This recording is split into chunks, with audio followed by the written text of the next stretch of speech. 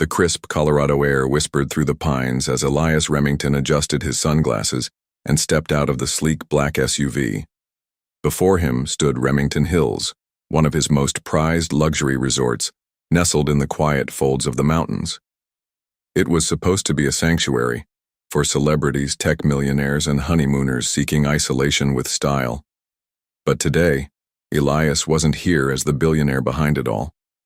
He was Eli Carter, just another guest. No special treatment, no whispers, no red carpet. He'd warned his assistant back in New York, "If the rumors are true, I want to see the cracks myself." Under the weight of a backpack instead of a designer duffel, Elias approached the lobby. The doorman barely looked at him. Good. Inside, a woman in a lemon-yellow jumpsuit leaned casually against the check-in counter. A long, bohemian scarf was wrapped around her voluminous curls, and oversized sunglasses were perched atop her head like a crown. She was scrolling on her phone, her vibe a mixture of relaxed and unimpressed. The concierge greeted Elias with a polite smile and asked for his name. Elias smoothly replied, "Eli Carter," handing over his fake ID and corporate card under a travel alias. The woman beside him looked up briefly. Her deep brown eyes scanned him from head to toe, then returned to her phone. She asked if he was there for the influencer freebie too. Elias smirked and said no, just needed a break. She chuckled under her breath and guessed he was a financial consultant, tech startup, or crypto guy. Elias tilted his head and replied that he dabbled. She finally turned to face him fully, a playful eyebrow raised, and introduced herself as Zariah Monroe, part-time blogger, full-time BS detector. Elias returned the gesture, shaking her hand and saying he was Eli. Zariah grinned and said they would see. That evening, the resort hosted a welcome bonfire. Guests gathered around a glowing pit overlooking the lake, sipping cocktails and roasting gourmet marshmallows. Elias lingered near the edge, preferring shadows to small talk. Zariah, of course, didn't mind the crowd. She was holding court, laughing with two older couples and teasing the shy bartender for skimping on the cinnamon in her cider. She spotted Elias and wandered over, eyes twinkling. She asked what his story was. He took a long sip of his drink and said there wasn't much to tell. Grew up in New Jersey, traveled a lot, and thought the place looked peaceful. Zariah raised a brow and said it looked expensive. He gave a half shrug and said he saved. She muttered that he was either humble or hiding. Elias laughed genuinely. She wasn't like anyone he knew in his usual circles. No pretense, no flattery, just questions and honesty. He asked what brought a sharp-tongued blogger to a luxury mountain resort. She sighed, staring into the fire, and explained she used to work in hospitality, 5-star hotels, long hours, fake smiles. She left it behind and started writing about travel, real travel. She still took time to rest and recharge. He nodded and asked if she planned to write about this place. She said maybe, depending on what she found. She liked writing about truth, the good and the ugly. Elias chuckled nervously and said he better hope the truth wasn't too ugly here. She winked and said she'd call it out if it was. No one paid her to lie. The next morning, Elias arrived at the lakeside cafe, just as Zariah was ordering a black coffee and a spinach pastry. She glanced at him and held the door open, teasing that he was early and trying to impress her. He asked if it would work if he said yes. She laughed and pointed to the lake trail beyond the cafe, suggesting a hike later. Elias agreed. For the next hour, they walked beneath towering pines, side by side, their footsteps crunching in rhythm. Elias found himself confessing more than he'd intended. Memories of growing up without knowing his father, the pressure of always being seen, and his love for solitude. Zariah listened closely and observed that he sounded like someone who'd always had to wear a mask. Elias stiffened slightly and said, "Maybe, don't we all?" She shook her head and said not her. She spent too long pretending in hotels, smiling for rude guests, apologizing for things that weren't her fault. She swore she'd never lie to impress anyone again. Elias asked if she'd still do that even if it cost her. She shrugged and said at least she'd sleep at night. Something in her tone struck a nerve. Elias admired her honesty, but it also terrified him. Would she hate him if she knew who he really was? That evening, Zariah was journaling in the resort library when Elias walked in. He was about to say something clever, but she glanced up with a challenging look. She asked him to be honest with her. Elias froze and asked about what. She said about who he was, why he was really there, because she'd met enough people to know when someone was faking it. He hesitated and said he wasn't lying. She leaned forward, gaze firm, and said he wasn't telling the full truth either. Silence fell between them. The fireplace crackled. She said she didn't like being played, and that he seemed decent. But if this was some kind of joke to him... Elias met her eyes and swore it wasn't. She stood up and told him to prove it. Be real with her. As she walked away, Elias sat alone in the dim light, heart racing. He hadn't expected to care this much. Not after just 2 days. Not after pretending to be someone else, but she'd seen through him. And now he had a choice. Keep up the lie, or risk everything and tell the truth. The sun broke through the pine trees like golden needles the next morning, but Elias Remington's world remained cloudy. He'd barely slept, haunted by Zariah's voice. Then prove it. Be real with me. He stood at the balcony of his suite, sipping black coffee and watching early risers jog along the lake trail. Somewhere down there, Zariah was probably journaling or dissecting the resort's flaws with that fierce, beautiful honesty of hers. He liked her. Too much. Which made the lie, his lie, feel heavier than ever. Later that day, Elias wandered into the kitchen where the head chef, Marco, was frantically instructing his team. Dishes were going out late, and staff looked exhausted. Elias observed quietly, then stepped in. Don't sear the trout too long, he told a young line cook. It flakes faster at high elevation, lower air pressure. The cook blinked and asked how he knew that. Elias gave a modest shrug. Old habit. Chef Marco emerged from the walk-in fridge and froze. Wait, you're Mr. Remy... Elias raised a finger to his lips. Please, just Eli. No one else knows. Marco nodded slowly. Undercover boss, huh? Something like that, Elias replied.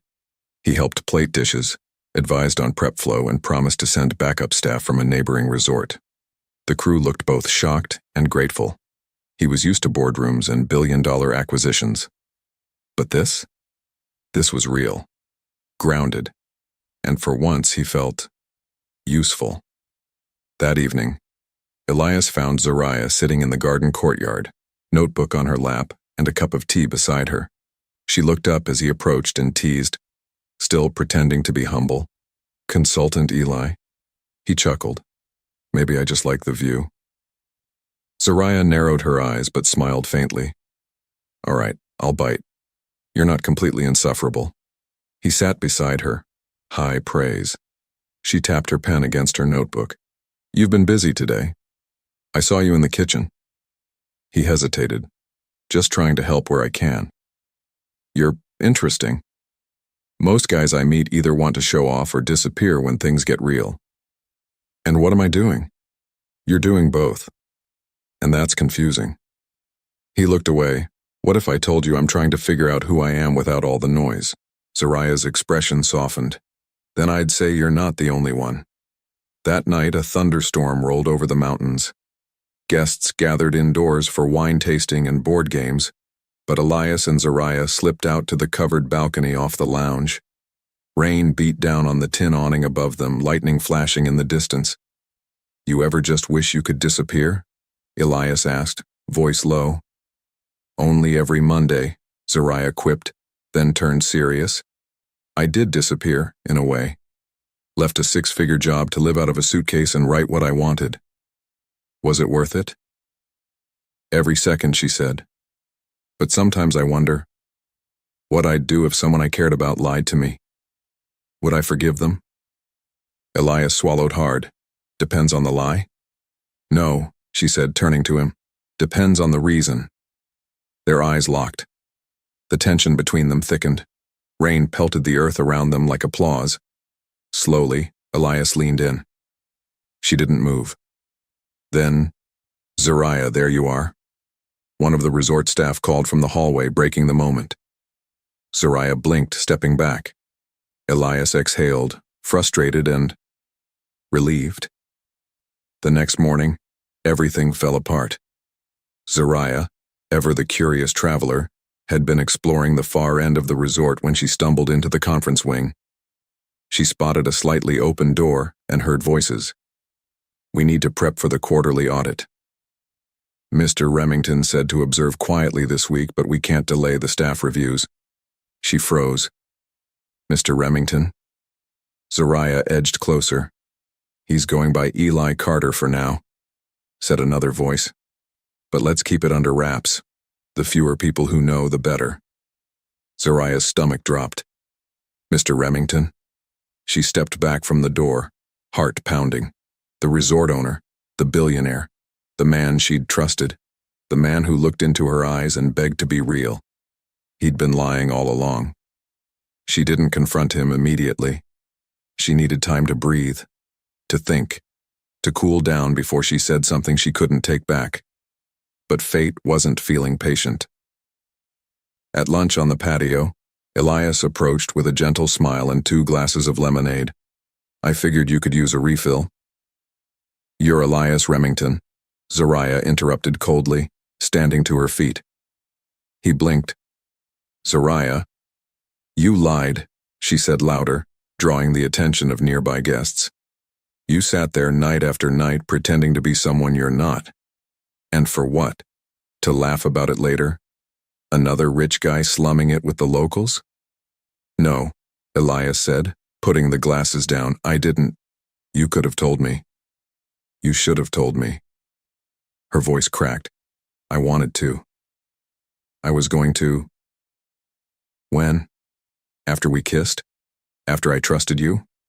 I told you things I haven't told anyone. And all this time you were studying me like a lab rat?" He stepped closer. "It wasn't like that. Zariah, I swear." "Don't," she said, shaking her head. "Don't swear anything to me. Not when you built this whole thing on a lie." She turned and walked away, tears burning her eyes. Elias didn't follow. He couldn't. Back in her room, Zariah paced like a caged animal. The betrayal sank deep, deeper than she expected. Why had she let him in so easily?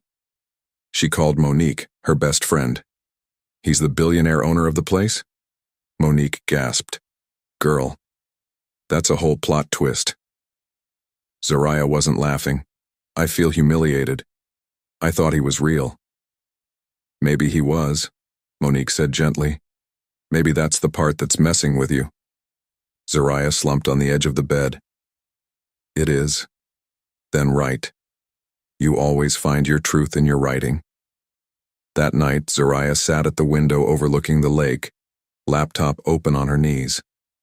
She didn't name Elias, didn't expose him, but she poured her heart into a blog post titled, "The Truth Behind the Mask."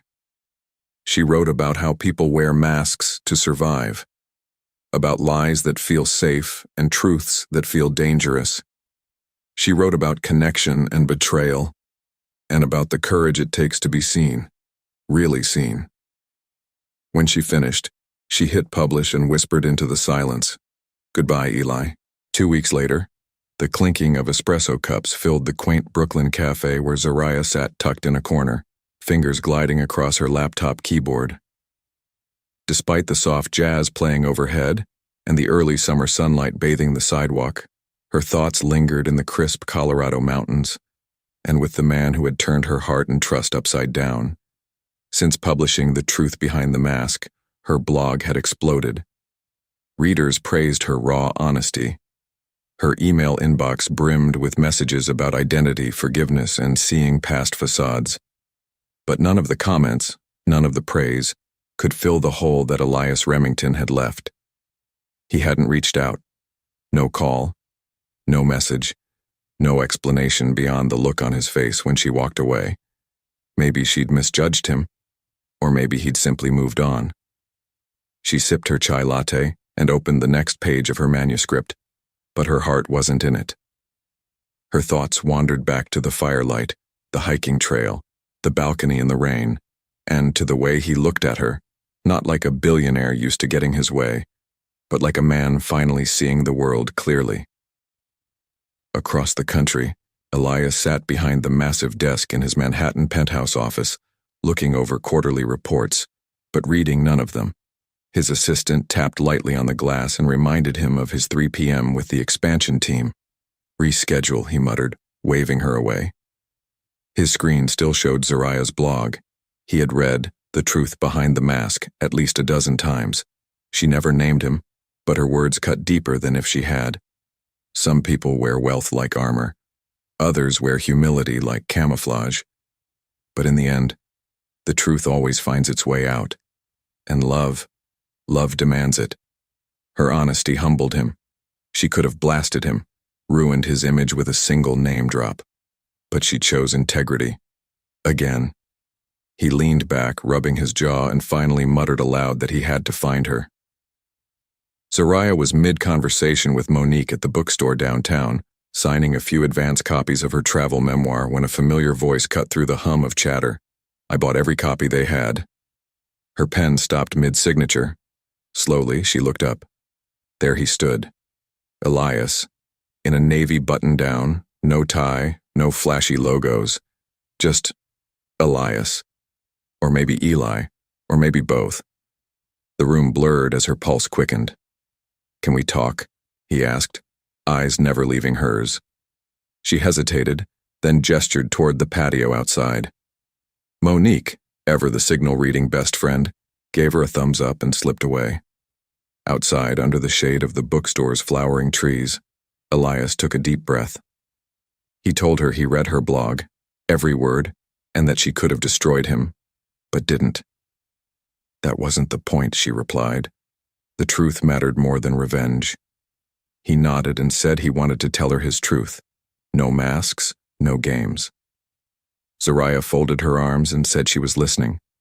He stepped closer and explained he didn't come to the resort to spy or manipulate anyone. He came because he didn't know who he was anymore. Every handshake, every smile, it all felt fake. He needed to see if what he'd built actually mattered. She asked if lying about his identity helped with that. He said it helped people treat him like a person, not a billionaire. But then he met her, and he stopped caring about the resort. He reached into his pocket and pulled out a small leather-bound journal. He told her he wrote it after she left.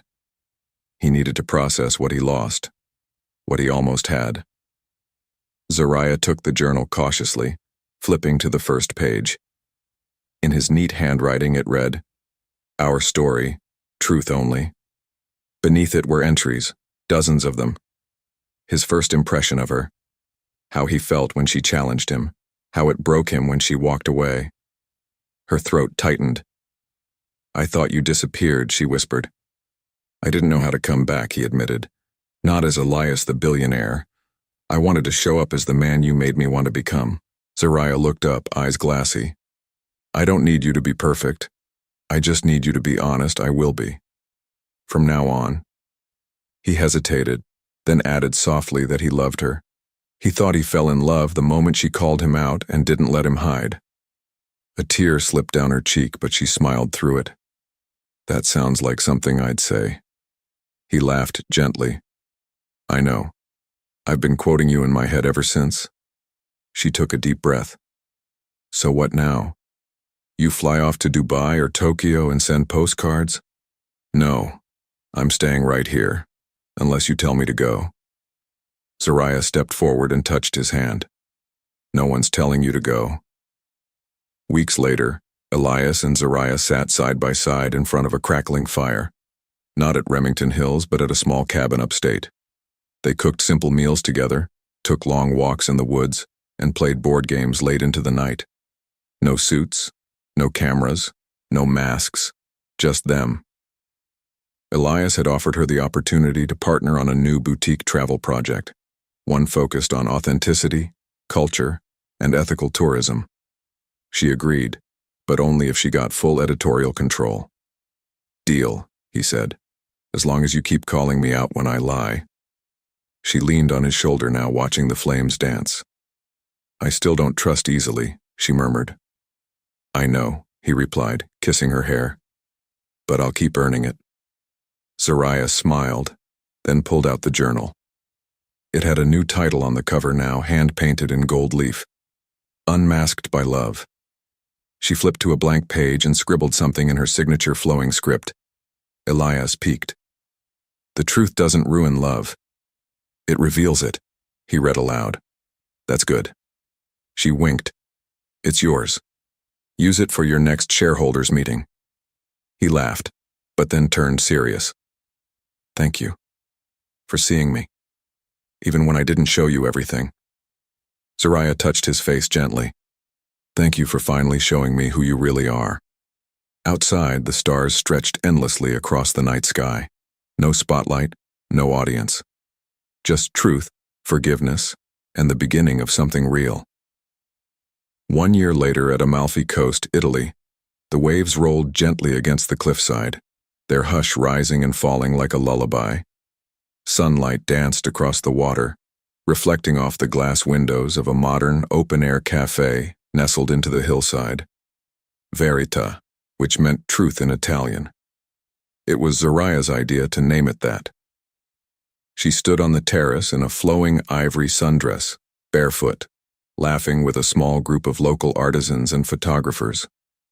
Her hair caught the wind like a crown of curls, wild and unapologetic, just like her heart. Inside, Elias adjusted the last frame on the wall, a black and white photo of the Colorado mountains, taken the week they first met. Beneath it, engraved on a brass plate, were the words, "The truth doesn't ruin love. It reveals it. ZM." He stepped back and smiled, his reflection ghosting beside hers in the glass. Still think it should have been a resort, he teased, walking out to her. She smirked. Then it would have been your project. This is ours. Verita wasn't just a cafe. It was a concept space, half travel lounge, half creative studio, built for honest storytelling. Zariah hosted monthly writing workshops. Elias mentored young entrepreneurs. They both traveled often, but always returned here, to this place built not on wealth, but on trust. A few tourists wandered in and were offered local coffee, hand-bound journals, and stories from strangers turned friends. Monique ran the upstairs content room. Where's your husband? She asked Zariah once during an event setup. Husband? Zariah had replied with a grin. You mean the guy who lied to me and then built me a truth palace on a cliff? Monique snorted. That one. Elias walked up just in time, slipping an arm around Zariah's waist. Still talking about me? Always, Zariah said, leaning into him. That evening, the two sat on the rooftop, watching the golden sunset melt into the sea. I read your newest blog post, Elias said, tracing lazy circles on her palm. 5 ways to know he's lying. Should I be worried? Zariah grinned. You're good, for now. He kissed her shoulder. I love the life we've built. So do I. They fell into silence, watching the stars emerge. And in that peaceful stillness, Zariah reached into her bag and pulled out a new leather-bound journal. Blank, waiting. What's that? Elias asked. Our next chapter, she whispered. He smiled. Truth only. Always. Thank you for watching.